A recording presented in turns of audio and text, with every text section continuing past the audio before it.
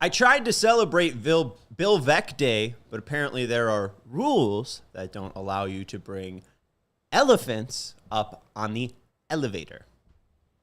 Tough luck. CHGO White Sox postgame show.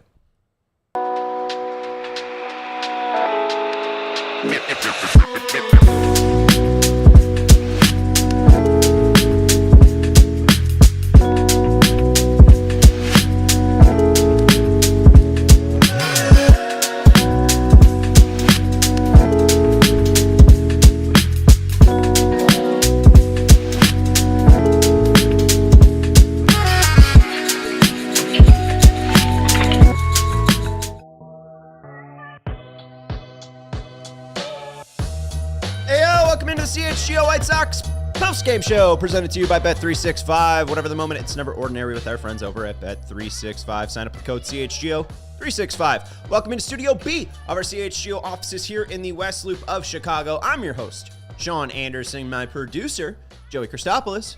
What an afternoon, Sean. Good to be with you. White Sox win. Dude. Did I spoil it? Yes, you spoiled it. That's the whole point. I was going to say... Bated you breath. Say the score, and you say that they won. People, you can check out the score bug brought to you by Bet365 up in the top of the corner. I know, but Steven even used to delay it. You know, Steven would wait until I'd say it. Sox win. No, we'll redo it. Sox win 6-4. Presented to you by Bet365. We had a really fun game. We do have a poll running right now. Which color Colson Montgomery jersey should I buy? Home white, road gray, alternate black, City Connect 2.0. Currently, the alternate black is winning. There's only been 7 votes, though, so your vote does matter. For context, I have 2 black jerseys, a Peavy and a Beckham, and I have 1 camo Mark Burley. And I did not ask for it. My dad gave it to me. It's actually pretty sick. It's really cool. It looks a little like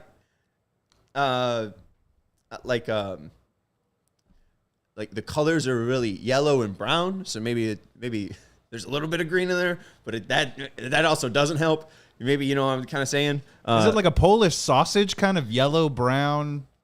No, I mean it looks like someone had a bad day. You know what I'm saying? All right. So like it does kind of look cool, but then also the colors are a little sickly. I'll use that word. Anyways, let's talk about the White Sox and not getting sick. We had a really fun game today. First inning, they didn't waste any time. They did lose on Saturday, 3-1. They got torched on Friday, 9-5. And today, they didn't waste any time. They were facing Slade Sassoni, who was traded for Josh Naylor. So when we did get hurt by Josh Naylor, even when he was a Mariner and a Diamondback, just remember every time you're facing the Guardians, we don't have to see Josh Naylor on that team anymore. And anytime you see Slade Sassoni, I don't even think I'm saying this guy's name right.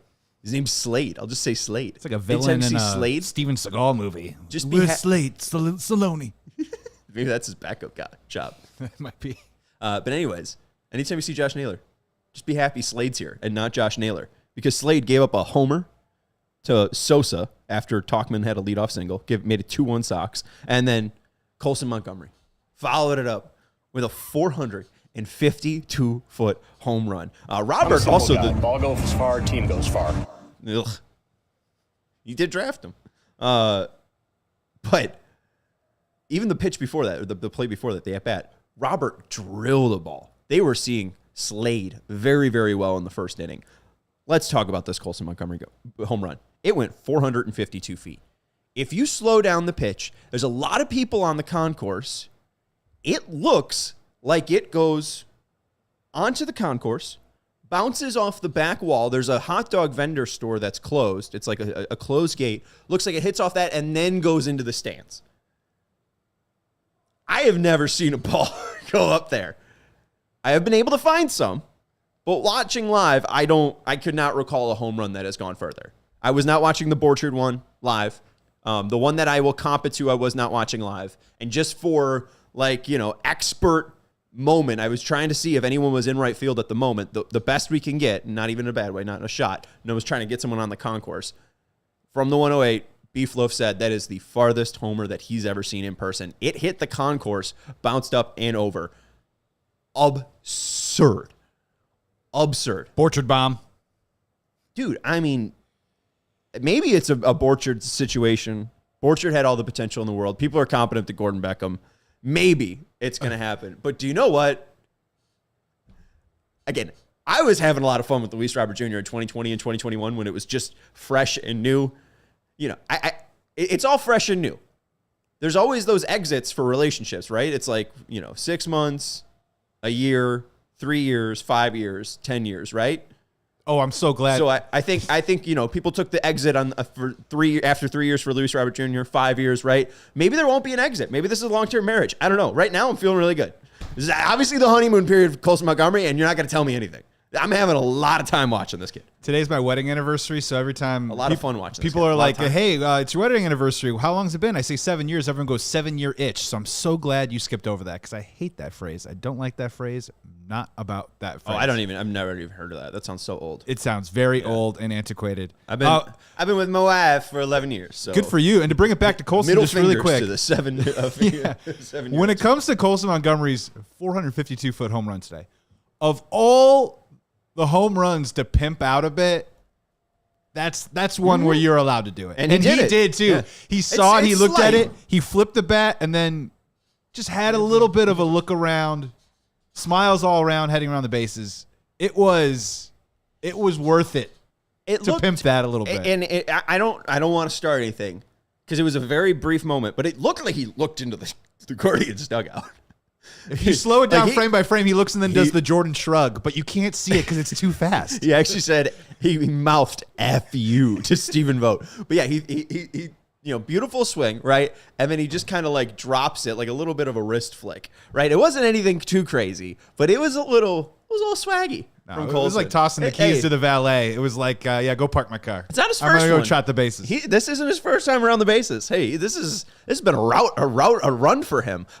He's been great post All-Star break. And Joey, you have the stat too about the White Sox being great post All-Star break. Why don't we share that? Because I don't think the Phillies have hit a home run. So that means that we're tied. So as of right now, heading into today's action, according to StatMuse, the Philadelphia Phillies have hit 38 home runs after the All-Star break. One more than our Chicago White Sox at 37. So Sosa's bomb, Colson's bomb put them in the lead. But then I think the Phillies... Edmundo Sosa hit a homer. Yeah. So they're tied. For most after the All-Star break. But hey, that's not a bad stat to be tied in. I'll take it. With the Phillies? 40 or 41 is the actual number. I think they're tied. They're both tied at 39. 39. Yes. So 39 homers post All-Star break for your Chicago White Sox. It's been absolutely fun to see. And then Colson himself, all 9 have come after the All-Star break. That's 21 games. 9 homers in 21 games. He's been absolutely fantastic. He's now over 1 WAR on the season. And when you look at the defensive metrics, it's early. He's a 3 DRS, 3 defensive runs saved at shortstop, and a 1 out above average, 1 fielding run value. This kid's just been extremely fun. And I think that's what White Sox fans needed. I don't need to really go too in-depth about what this will look like because this is a situation where you just need to enjoy it for how long it will last. Because maybe an injury will happen. And the last thing that I want to predict right now is that happening. Like, I just want, if this is going to stop at anything, like it's just because pitchers start throwing him outside when he's using a torpedo bat, right? And he's not barreling up balls well. Like, I'd rather see that than like his back injury flare up. I want to see how good this kid is because in StatCast history since 2015, 32 homers have been 450 plus at right field. And only 1 other homer has been pulled like that by a lefty. It's not a guy that's been, highly praised. It's Pedro Alvarez, former Oriole and former Pirate. And it's that red dot that's all the way to the right. That's Alvarez's.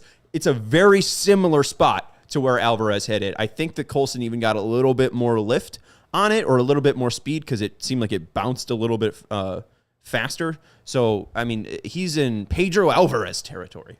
It's not even Joe Borchard territory. It's Pedro Alvarez territory. Did you have something to jump in on, Colson? So I just wanted to ask you, it's kind of a half-serious question, but imagine if Colson Montgomery right now was a jacuzzi.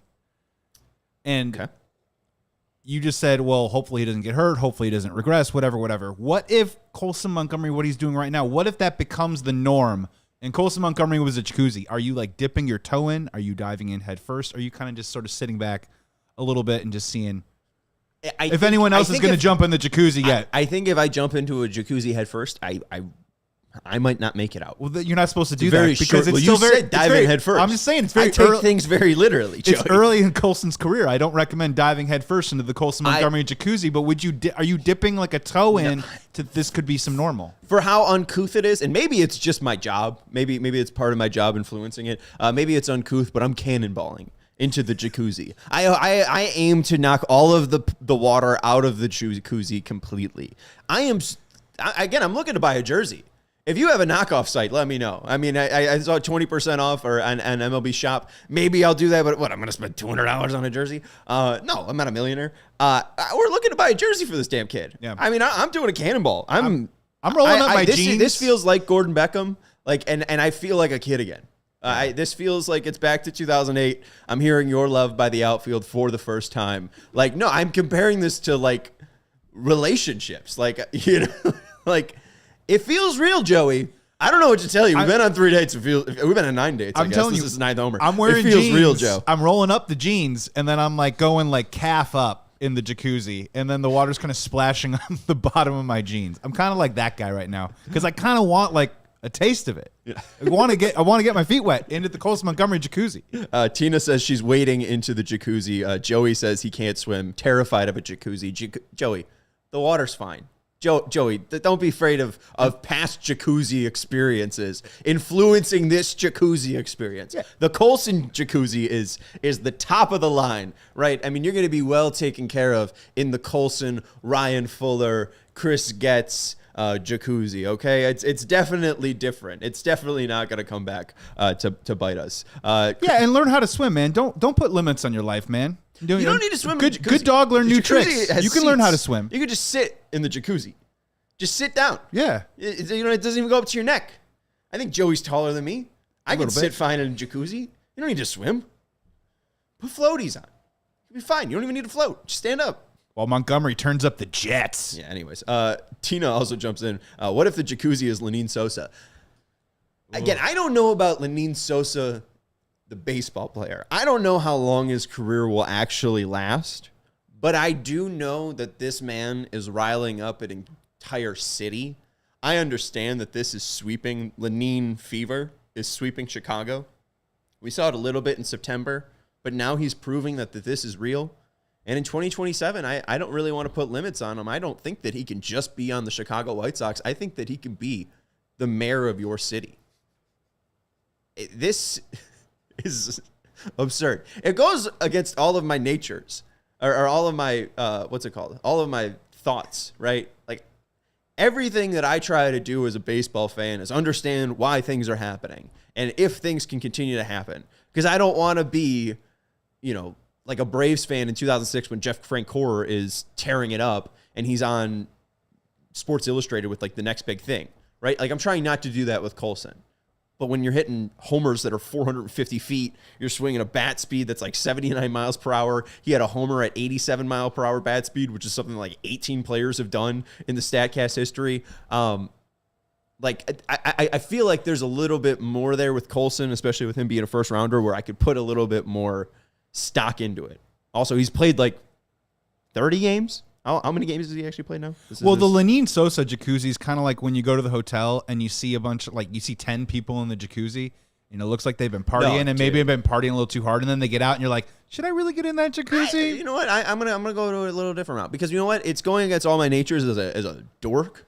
So I think it's just a jacuzzi full of old people. I think it's a jacuzzi replacement level old people with a little pop. All three of them look like Ron Kittle, but they don't look exactly like Ron Kittle. Cousins, not brothers, and they're all talking about George Brett and how great his batting average is. They're all talking about, Rico Petrocelli, just like Hawkwood, and they're talking about, Johnny Bench and how great of a catcher is, right? And I go in over there and I'm like, Lenine Sosa, what a ball player. Hey, this jacuzzi's great. You want to crack me a beer? And then we talked to Ron Kittle for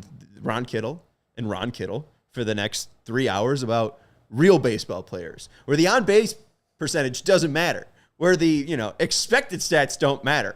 The guy has a high batting average, and he hits homers, all right? There's a DH position for a reason. That's what Andrew Benintendi plays, and they pay him $17.1 million. All right, we have to take a break. Here on the CHGO White Sox podcast. If you have any thoughts, make sure you vote in our poll about what color Colson jersey I should be buying. And if you have any thoughts, share them just like Tina and Joey are in the chat. We'll be back in 2 minutes here on the CHGO White Sox postgame show. We got to let you know about our great friends over at Empire Today. Just like your favorite team, the Sox, needs a home field advantage, your home needs a home floor advantage, and Empire Today can help you get it. Empire Today has flooring experts, dedicated flooring professionals who focus on flooring every single day. And we've all been to those big box stores. You are going to be the most help to you, not the employees there. If they have a flooring department, the person helping you with flooring might have been doing sinks yesterday, probably paint earlier, and then the day before that doing self-checkout. And maybe in the next day, they'll be filling in for Brandon Eisert and the White Sox bullpen. With Empire Today, you get clear upfront and all-inclusive pricing. You can schedule a free in-home estimate today because some things are better at home. And for CHGO listeners, you can receive a $350 off discount when using promo code CHGO. A $350 off discount with code CHGO. Restrictions apply. Visit EmpireToday.com/CHGO for full details. Overpaying for property taxes is something far too many Cook County residents are doing, and you don't have to be one of them. With our friends over at Ownwell. In Cook County, appeal windows vary by township, close up rapidly, and are very difficult to win. You can let Ownwell's experts ensure you are prepared for when it counts. You could sign up in under 3 minutes, and their team of local experts in cutting-edge technology can start saving you money with no upfront costs. In Cook County, Ownwell has a 25% contingent fee, meaning you only pay if your property taxes are reduced, and 86% of Ownwell customers receive a reduction. Ownwell handles everything from start to finish and delivers top results with an average savings of $1,102. So save money on your Cook County property taxes today with Ownwell. Sign up in under 3 minutes and start your appeal today at ownwell.com/cook. That's OWNWELL.com/cook. And Jerry O'Sullivan's watching from Ireland. Let's go, Jerry. Yeah, Jerry. I had Milano's yesterday, Jerry. All right, I represented the South Side well. Make sure you're representing well. Where I think I saw he shared a picture of Phil, I can't think of his last name, from Boys Are Back in Town, Thin Lizzy. I think you're in Dublin? Where the hell are you? I just told him in the chat to look out his window because I think the Colson ball is about to fly past his kitchen window right now. It's still there. Talking about home runs that have gone 450 feet at Rate Field. Joey, there are 7 players that have multiple 450 home runs since 2015. So in the StatCast era, homers at Rate Field that have gone 450 plus. Phil Lynott. So how many of them are White Sox players? 1, 2, 3, 4, 5, 6. 6. I want to get one out of the dark because I'm not so sure about it because you said 2015. Is Adam Dunn one of them? No. Okay. Colson Montgomery is one of them. No, he's not. He only has one. Oh, multiple players. Multiple. Oh, multiples. Wow. Luis Robert Jr.? Luis Robert Jr. is one. Okay. Man, since 2015, I mean, is it Daniel Palco? Are we going to stir One some... an MVP. Don't think too hard. Oh, Jose Abreu. Abreu. Thank goodness. There you go. All right. Sometimes these trivia questions make you go really deep into the bank. We mentioned one guy hit a home run. Jim Thome hit the blackout homer all the way to dead center. I mentioned somebody else hit a homer to dead center. Albert Bell. But we were talking about the 90s. Oh, hit one to dead center on the White Sox. 2019 against the Nationals. I think it was against Patrick Eloy Jimenez. Eloy Jimenez. Yes. Okay. Is that it? No, there's 7 of them. There's 7 of them. The other ones you didn't get. Yoan Moncada. Hit 2 of them? Yes. Wow. Avisal Garcia. He was a former #1 prospect. I mean, I know, but you got to, these are tanks. We're talking tanks Yoan Moncada has like 100 homers in his career. Yeah, but he's Moncada was well known for exit velocity when he was younger. Yeah, 101 homers. He just crossed 100 homers. Avi Garcia, and then is Todd Frazier the other one? No, it's Jake Berger. Oh, Jake Berger. Jake Berger, and then I had third base kind of right. The leader, it's not Leary legend, Joey P.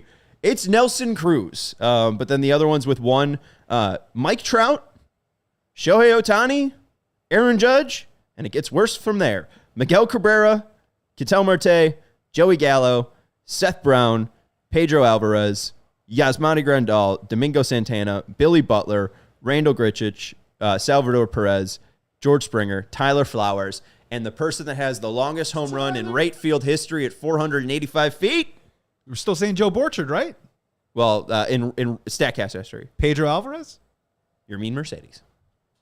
What? 485. The Yerminator. The Yerminator. Man, we should make a burger about him. We should. I think they did, actually. Yeah, good call on the check, Christina. Joey Gallo writes White Sox legend. What could have been? Is he still pitching? Is he still trying to make it as a pitcher? Anyways, let's talk a little bit more about this game. Nothing really stuck out offensively for the White Sox, like singular stat-wise. Meade had that nice dribbler up the middle that ended up scoring Robert, and then Teal followed that up with a 102-mile-per-hour liner that scored Montgomery. Meade wasn't able to score because he thought it was going to be possibly caught by the second baseman, so he tried to go back to second to make sure he wasn't doubled up, and then just moved over to third. But they were able to add 2 in the third, so it was 5-0 after 3. Then it got a little bit shaky for Davis Martin. He finished 5 innings pitched, 5 hits, 3 earned runs, 2 hits, 3 walks. They pulled him and brought in Eisert. Eisert gave up some inherited runs, but he was able to escape it. And then Leisure gave up a run of his own, but then Boozer and Taylor were lights out for the Sox. Taylor only threw 8 pitches. 7 of them were strikes. Is that good? It's pretty good. Got that first out right away on that bunt. Pretty good. That bunt that just literally lobbed right to Meade at first base. That was nice. We have Jerry jumping in just with the Joe Borchard stuff. He says 505, not StatCast, and Tina jumps in and says 505 OMG. We have to try to figure out, because there is no, obviously, exit velocity, but like where that ball ends up going, it's not thrown fast. It's like he hits a changeup. It's hit more to right center than Colson's was. Colson's was hit more to the back of the bullpen, like more towards the right field foul line bullpen, where Borchard's was more hit to the front of the bullpen, towards center field, if that makes sense, the opponent bullpen.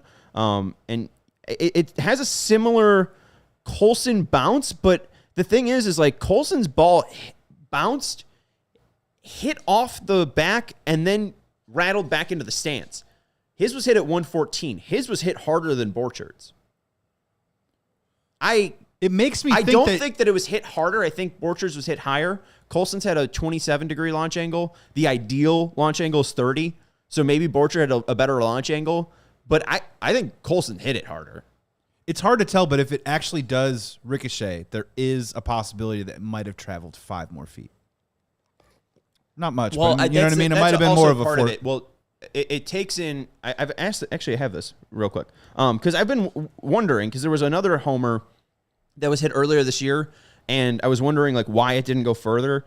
And I reached out to Mike Petriello of StatCast about like what the hell happened. And he responded because Mike's a good guy. Let me find that real quick, Joey. Because I actually have that somewhere. Yeah, pull it up, because that's what's kind of interesting about one side of this is that Joe Borchard's home run is turning into more of a myth as the days go on and more of a tall tale. But if it was hit harder with a higher launch angle, and it looks like it hits some sort of hot dog stand obstruction, which I went to the game there a couple weeks ago. There's the Burley statue, and then there's definitely vendors right over there to the right. And it looks like it skips into that. Wait, and then what? Comes back. Sorry, I was trying to read the email. Oh, no, I was just saying, it just looks like it ricochets and then it comes back in. I think there's a possibility that I'm not going a little bit farther than the 452 that it says. Well, so I had a question because it was back in April when Buxton hit a homer. It was the wind blowing in. So just like the projection, I don't know if I can trust exactly. Mike said certainly every once in a while there's issues with a distance that has to be fixed. And that wasn't the case with the 2 Buxton ones that I sent. What he thought was happening here was that it's a common misconception that where the ball hits the stands or a sign or a fan or anything else matters, and it doesn't, since home run distance is tracked as being if the ball were to travel unencumbered back to ground level. So I guess why it probably doesn't go that far is because it's hit so hard on such a low angle that if he hits it at 30 degrees, it goes even further. So it's more about the short angle there. So that's at least the thing with projected home run distance, Joey, is it's not even, I think, taking in the incline of the stats at all or the stairs at all. It's just taking true, what's it called? It's just taking in true distance. It's just taking exit velocity, launch angle, and that's really it. So it's trajectory, environment, and then the distance, like the horizontal distance. So Borchard's went horizontally left of Colson's, where he hit it a little bit more right center, where Colson was even a little bit more pull, a little bit off the foul line. Jerry does say he was in right field for the Borchard home run. It was hit over the concourse. It was like I'm just looking on the what's it called, the game broadcast. Maybe it doesn't pick it up well, but it looks like the original landing is right over the concourse. I could probably honestly even see it looks like it's 104, 105, because it's a little bit over from the 108. And I think probably Colson's was 105, 106 to 106, 107, at least like section-wise in the stadium. So we could probably talk about this for hours. But I believe you. He was there. But yeah, I think, well, it definitely hits the back wall. And Colson's hits the back wall, but it's just over to the horizontal each other right. Anyways, is that it? Do we have anything else on the Colson stuff? It was a bomb. It was a tank. It was a tank. It was just a total it's tank. Just disgusting. It's an unmitigated, pure. Absurd. If an alien came down to planet Earth and was like, "Show me what your home run looks like," we honestly would just pull up that Colson Montgomery and they would understand. Baseball's awesome. I'm going to keep going with this. Victor Von Doom did bring up Sean should do hot ones with Sean. We did have Sean Evans on once. Shout out to Herb for booking Sean Evans. We did talk to Sean Evans once. So if you're interested in that, we talked White Sox with Sean Evans before. But Melissa saying, is Grant Taylor an above-ground pool? We'll also talk about Jonathan Cannon getting demoted in a second. We'll talk about some Chris Getz comments. He talked about not trading Luis Robert Jr. And I do have one more Colson thing from James Fegan as well. But Melissa says, is Grant Taylor an above-ground pool? Going back to the jacuzzi stuff, I think he's an in-ground pool. If he's a closer, I think he's an in-ground pool. If he becomes really a starter, nice he pool. turns into like an infinity pool. That's like heated. Like really nice. Yes. Like, and maybe it has one of those covers too that it's heated, but we want to be, economical. It's got one of those covers that like heats it. It's like solar, like the yeah, and changes colors and stuff. We should buy a pool. We should get a pool. I mean, we have that other side of the office. We should just get a pool. We should probably just get a pool. Probably get a pool. Put it on the roof. What can go wrong? Yeah, Grant Taylor threw 5 fastballs, 3 curveballs, 7 were strikes. He only got 1 swing and miss, but he did have 3 called strikes and then 1 foul off, 1 ball put in play. He's just disgusting. And if he could just do that every day, just 10 pitches, get his work done, get a save, and go. Like that's an in-ground pool. Maybe he's an in-ground pool in the way, too, as a starter, where, like, I know they're very expensive and they're very, like, painstaking, right? I know that they can have a lot of issues. They take a lot of effort, right? Doing a lot of saline testing, a lot of chlorine testing. If you're in Chicago, too, that water then freezes, right? And that probably messes up with the whole brick. I don't know anything about owning a pool, but, I think he's an in-ground pool. He feels in-ground poolish. Yeah, Kyle Teal's an above-ground pool because he's just fun. It's just fun. That's fair. We're just loading it up for the summer. Loading up for the summer. Nice deck. You could do some cool jumps off of. Yeah, the dog jumps in, has a great time. Probably do some suplexes off if you're doing some WWE moves. That's always safe. But yeah, we've compared enough people to pools. We'll take a break and we'll talk actual White Sox baseball here on the CHGO White Sox postgame show presented to you by Bet365 after the break.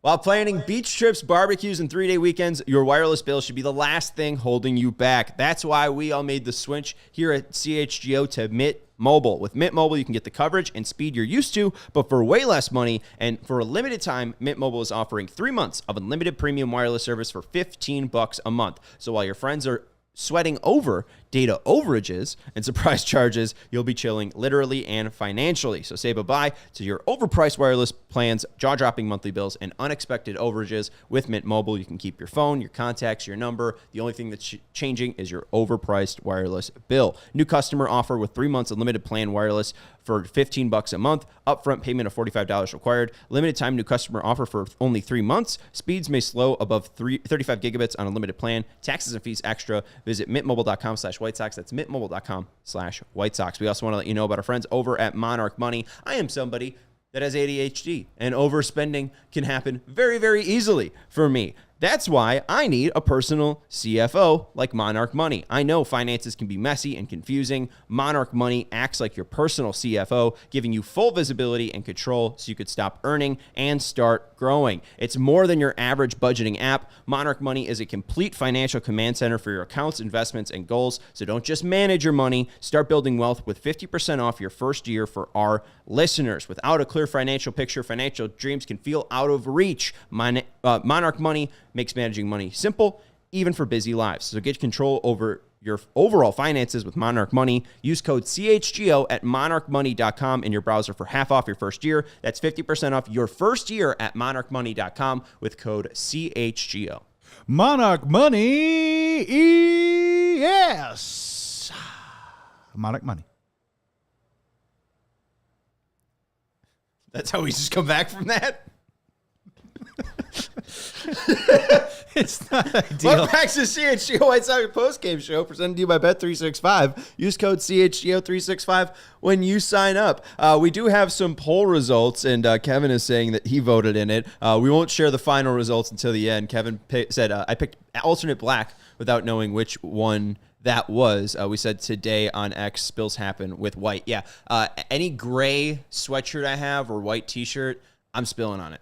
Like, I just forget to take it off and drop pizza sauce on it, and right here, there's a stain on there forever. Alternate black would be the black jerseys, just like the full black White Sox patch here, base logo on the patch or the arm. So that would be the alternate black that I'm talking about. The City Connect would be the City Connect 2.0 is the Bulls mock jersey. I did not put the City Connect ones in there because he hasn't wore that. Someone put out, get a custom 1959 Montgomery jersey. And it's like, he didn't play for that team. Someone said the baby blue jersey. He didn't play for that team. Like, I don't know. Like, am I going to get a Field of Dreams jersey of Colson? Feels weird. He didn't play for that team. I'd get a Liuri Field of Dreams jersey because he's sick. But, I want at least something that he's worn, because that feels at least real. Like, Colson's not time traveling to go put back on the TV Road Blues from 1966 or whatever. Kevin also jumping in says, I have an old school Big Frank 35 all black. So, yeah, I mean, that's the one that I mainly have because black goes with everything. But I feel like I want to switch it up. But again, I'm worried about getting a white one because I spill. Like, if I go to a game with that, I am 100% spilling mustard on my Colson Montgomery jersey. I feel you on the white jerseys 100%. I think a nice compromise also is the road grays, because if you go sit in the bleachers, it's a hot day. Sometimes the alternate black can kind of heat you up a little bit more than you would prefer. And so sometimes the road grays also. But I'm voting alternate black. It's the classic. It's the way to go. That's a good point. We will share those comments after the game. All right. Real quickly, some stuff from James Fegan. He does a fantastic job over at Sox Machine. If you do want to support them and read his great work covering the team, feel free to do that. One of the things that I do want to talk about, we brought this up during the last postgame we had for the Seattle Mariners game, where Colson Montgomery was not using his torpedo bat versus Logan Gilbert. And I was like, oh, it's because of where he throws his four-seam fastball and his slider against lefties. It's usually out and away. And I was like, cool, the White Sox are doing, the White Sox are scouting. Look at this. This is amazing. What a development.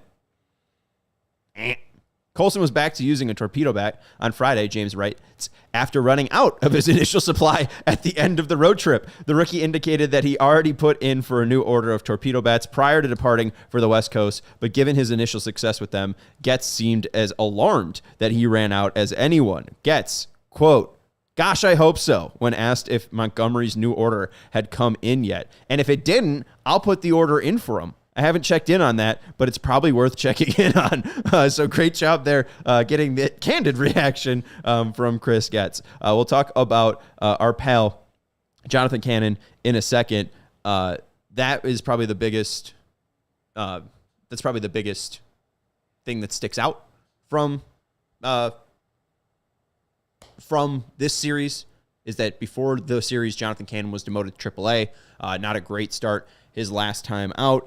And what Chris Getz had to say was that it's currently mechanical. What James Fegan noted, and I believe this was today, or actually this was yesterday, part of having home clubhouse open to media 4 hours before first pitch is occasionally some beat writer is going to arrive on time to notice that Jonathan Cannon is still in Chicago and was throwing a bullpen on Saturday. The stated goals for him remain pretty similar. Venable said it's going to be about strike throwing for him, and that means some different things. He's got different ways to get there. We've collaborated with him. He and Ethan have talked about some really fine points that they're going to try to execute. Broadly, though, it's going to be about being competitive in the zone, especially with the fastballs, and commanding those pitches. And then Getz had to jump on to that by saying it's really hard at the major league level when you start searching. When you go down to Triple-A, the game slows down, so it's a different pace to it, and oftentimes you can just lose yourself at the major league level where you go back down and, oh, this is what I can do. I could land this pitch and attack hitters this way. So I hope Cannon views it as an opportunity. I know he was disappointed but understood it. And again, what stuck out was that Cannon's mechanics seem off. So that's why he's walking the yard. That's why he's been ineffective. That's why he's been allowing home runs, pitches that are uncompetitive because it kind of have to be because you're getting down in counts. And then also, he's not really able to spot these pitches. So when he's able to throw them in the zone, they're kind of just going right down the middle. Ryan asking in the chat, I'm sorry, been busy all week. Have we talked about the new milkshake? No, yet. No. And the one thing is I don't really want to talk about Dubai chocolate. And that's the limited time milkshake that they had. I felt like the campfire milkshake, a fun little fad, nice. They made some money, cool. And they still are making money. So good for them. Whatever. That's their business. The whole Dubai chocolate thing, it's just pistachios. It's just cream. And I can't talk about this. ALLCITY doesn't really like talking about politics. So you know what? I'm just going to keep my thoughts on Dubai to myself. We do have a Willy Wonka podcast, a CHGO Willy Wonka podcast, where Willy Wonka specifically talks about all different kinds of chocolates that maybe it's more for the chat. There's, I find not only, Dubai chocolate's very minor, but you also just, WWE's working a lot with Saudi and TKO's working a lot with Saudi, and I don't know. There's a lot of Saudi in my life, and I never know about that. They own the parking meters outside. All of the parking meters go to the, I don't know. Just the here and now though is that this milkshake thing is here to stay, right? And personally, they make money off of it. Yeah, I'm glad that they make money off of it, but as a Sox fan, I'm always going to kind of attach this milkshake trend to last year's team and some of the eye rolling that went on about putting the milkshake out during the type of season that they had. And I get it. I'm glad that it's very popular, but I am going to continue to kind of sort of have a residual attachment to the milkshake and the losing. And it seems like it's here to stay. So I don't know how I feel about it. I'm sure it's delicious. It's here to stay. I mean, they make money and people share it, and then it brings people to the ballpark. I mean, it doesn't mean anything with the actual team. They just happen to bring it in on the worst season ever. I don't know. I don't think we need to read in on the milkshake. I'm reading deep. Yeah, no. I also, again, why I shouldn't be talking about this stuff. Riyadh's the capital of Saudi Arabia. Dubai's the capital of the UAE. So not the same. Similar area, but not the same. I don't. It's a fad, and that's the thing is it's here to stay. It's kind of $15. It's probably even more than that because Dubai chocolate's expensive. But we don't need to talk about it. Let's talk about Jonathan Cannon. I really like Jonathan Cannon. I think that he could be an easy fifth starter for you. I don't think that he should be completely abandoned, and it will be a good test to the White Sox if they can fix him, right? They have called Hagen Smith out from Birmingham to call him to Arizona to work on biomechanical issues that they saw. They realized that Schultz was getting out of his mechanics with his cutter, so they challenged him to stop throwing it. We did see Jairo Iriarte get adjusted as well. He's now just been mainly a bullpen piece, but then you also see the Colson change, where Colson's at the plate. They have him stand up a little bit straighter. They understand that his swing mechanics are the same, but then they also see that they could change the barrel, give him a torpedo bat, and look at his success. So it does fit into that category. And the thing that Cannon does well is he throws a lot of pitches. He doesn't have any that stand out, but one of them's not like worse than the other. I think what they really need to figure out is which fastball should he be throwing the most. I think it's the four-seam fastball, but he really relies on his sinker and his cutter more. So which fastball is the right shape to him? Does he need to be throwing one fastball to lefties only and one fastball to righties only? Or is it like, four-seamer to both, cutters to lefty, sinkers to righty, or flip it, sinkers to lefties, cutters to righties? Like, I think the pitch mix needs to be kind of sharpened up a little bit. I don't think it's just mechanics. I don't think the game plan for Jonathan Cannon's like completely there every single time. So I think that's one thing that I'd like to see for the Sox. Before we get into Luis Robert Jr. comments, James Fegan did also have this to share. Will Venable has used the term 9-on-1 offense a few times in the past couple of weeks, and we're in the business of building a glossary for him, or it would be more accurate to say forcing him to build a glossary for himself. Venable said, each guy's going to have a different approach, but it's the collective commitment to one thing for that day. We may have a different way of going about it. Let's say we're facing Framber Valdez, and we know he's got a really good sinker. Guys might have a different way about going about facing him, but a 9-on-1 approach would be everyone selling out to do whatever they can to get underneath the sinker. We do that from time to time when we have the opportunity to have a collective goal. It's nice to have that approach going into a game where you have every guy 9-on-1 that can go out there and know we're all committed to one thing to beat the opponent. They have been really committed to the fastball. Again, like we brought up, post All-Star break, tied with the Phillies for most home runs. But I just like 9-on-1, He's a little bit, I don't think he's got much of a character to him yet. But I think the more and more he gets comfortable, I think we're going to see a little bit of characteristics come from Will Venable, because this guy's been around baseball his entire life. So this guy has absolutely heard something in his 44 years that he picked up on 40 years ago when he was just learning about baseball, and is going to bring it back around. He was in like the Bahamas with his dad playing pro ball.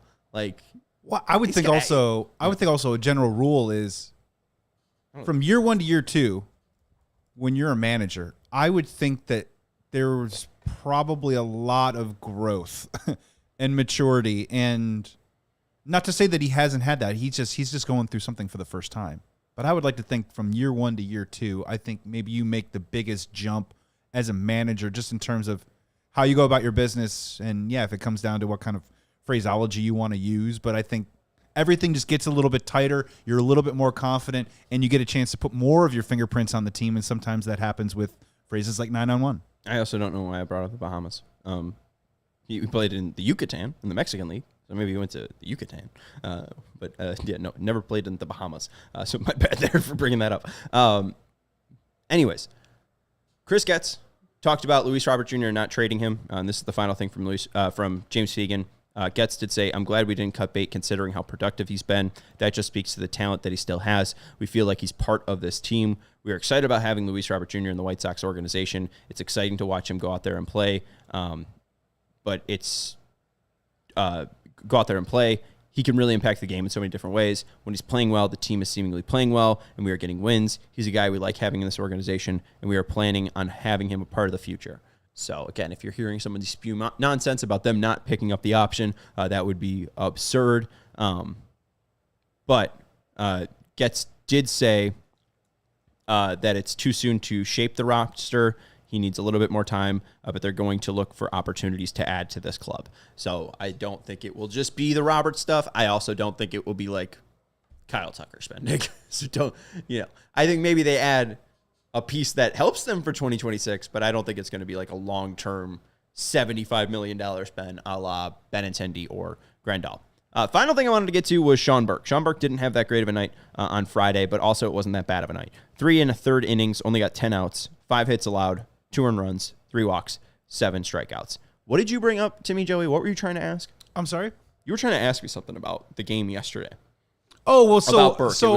Again, full disclosure, Wedding anniversary weekend. Didn't get a chance to watch the game yesterday. Pull up the box score with Sean Burke. You kind of scan through it. There's a lot of different numbers on there. You see the 7 number with the Ks, which is very much in line with what we've seen from him in previous starts. But then you look at, I think it was 3 walks, 5 hits, 3 1/3 innings, 88 pitches. To me, that just means a lot of foul balls, a lot of traffic. Couldn't get out of certain sequences and at bats, and the pitch count ran up. So maybe his stuff was good, but maybe the control wasn't exactly where it was. Pitched out of the stretch a bunch. So it just looked like he was maybe his own worst enemy yesterday, even though I did not watch the game. Control was all right. Zone rate was above 50%, and then the strike rate was 53%. So he was able to get strikes, but that was the biggest thing that you mentioned.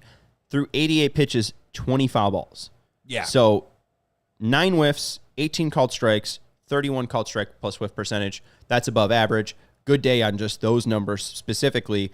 8 balls in play, 84.3 mile per hour exit velocity. So they were able to make contact, but not great contact, and they were able to get some luck and have some balls fall. So I really don't think that that's a bad start from Sean Burke. I love this kid, honestly. I mean, he had 9 called strikes on his curveball. 2 of them were whiffs. That's become a massively dominant pitch for him, and he's now relying on it 38% of the time. 52% four-seam, 38% curveball, only 10 sliders against the Guardians. I think that this kid's something special, and I understand that the stats really don't show that, but when you go under the hood, there's nothing really that is like jarring. Like, I think that this is going to be somebody that is likely going to start opening day for them in 2026, because I don't think Schultz is going to be on the roster. Maybe they go to Shane Smith because he had the All-Star appearance, but he made the opening day start last year, at least a home opener start. I think it can happen as well.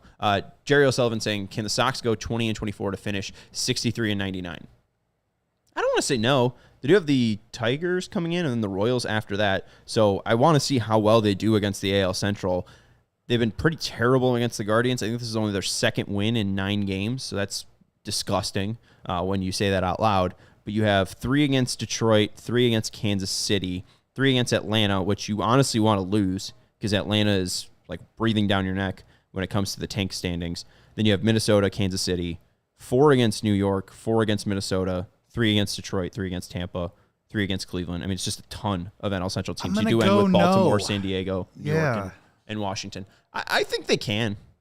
I mean, the only teams that really stuck out as like really tough to beat, you have 7 games against the Yankees, 3 against San Diego.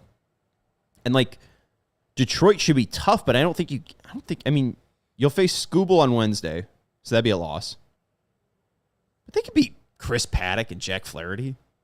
I'll throw this out there. It's kind of an arbitrary number, but I think if the Sox, obviously, if they can get Chase back and Vargas back and a couple of other guys back in the lineup, I would say that they'd have to probably put up a 5 or 6 game winning streak to get me feeling that that's possible. The biggest things and how it depends is, no joke, how Martin Perez looks when he returns, how Cannon looks when he returns, and how Mydroth and Vargas look when they return. Final comments, and then we'll get to the poll question here. Is there anything above Jerry real quick? No. Okay. So Mini Darcy, do not compare Colson to the other players. He has confidence, a friggin' quick bat, not wrong, and effortless power, better than advertised defense. Nothing wrong there.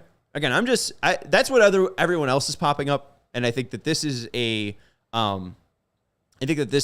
true sign of what Chris Getz can do.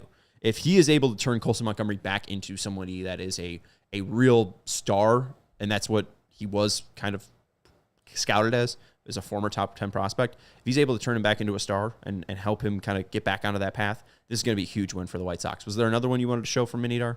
Oh, she was, they were just saying a little bit earlier that the home run hit the wall above the bathroom sign. My brother stops first when entering the park. Power. So I guess it bounces off the concourse, hits off the bathroom sign, and then goes over. We'll have to go to the actual park to like scout this out, to like start taking measurements. Get the tape measurement. Yeah, right? No, we actually have to get the tape measure. We're dusting for baseball prints. And then Kevin says, so that really is a stuff thing with Cannon, not location. It is location stuff. He's not able to get, like, he needs to throw his four-seam up. He needs to throw his cutter into lefties and away from righties. He needs to get his sinker down.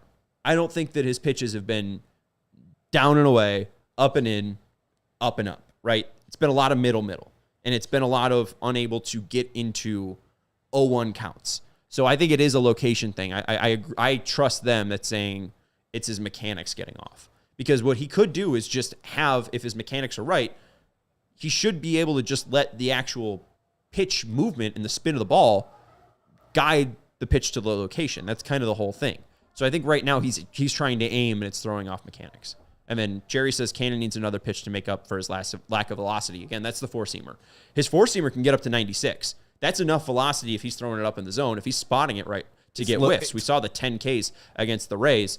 So I think that he's got a fine pitch mix. It's just about refining the pitch mix and refining the mechanics, as they say. Anything else, Joey, as we wrap up? I think we'll go out here on this one. We'll go out here on this note right here. Sean is the head of the Colson fan club. That's a lot of pressure. I hope so. We got to buy a jersey. The Constituents results growing are by in. the day. Oh, no, we have a tie. No, come on, somebody get in there. With Break the tie. 36 votes, 19% say road gray, 25% say home white, 28% say alternate black, 28% say City Connect 2.0. Whoa. Oh, no. What do we do? No one's even voted? No, like, do I bring this to the Discord? Yes.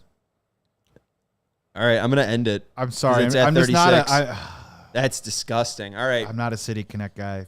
That's a final. Yeah, 27%, 27%, 25%, 19%. It says Joey's the tiebreaker. Ryan just said Joey's the tiebreaker. I already voted in the first block. Oh, you already did? Oh, yeah, baby. Oh, you alternate black, baby. So Joey's the tiebreaker. So I get alternate black? I think so. Are you deciding this? Oh, yeah. If I'm taking a run in on this about where you're going to spend your hard-earned cash, alternate black, man. All right, we'll see. All right, that's going to wrap it for the CHGO White Sox post-game show. I might take this into the Discord and have them vote. Hit that thumbs up button if you haven't already. Make sure you're subscribing to the CHGO Sports YouTube channel. Thank you to Jerry in the chat, Sláinte from County Down in Ireland. Congratulations. Have a fun time over there.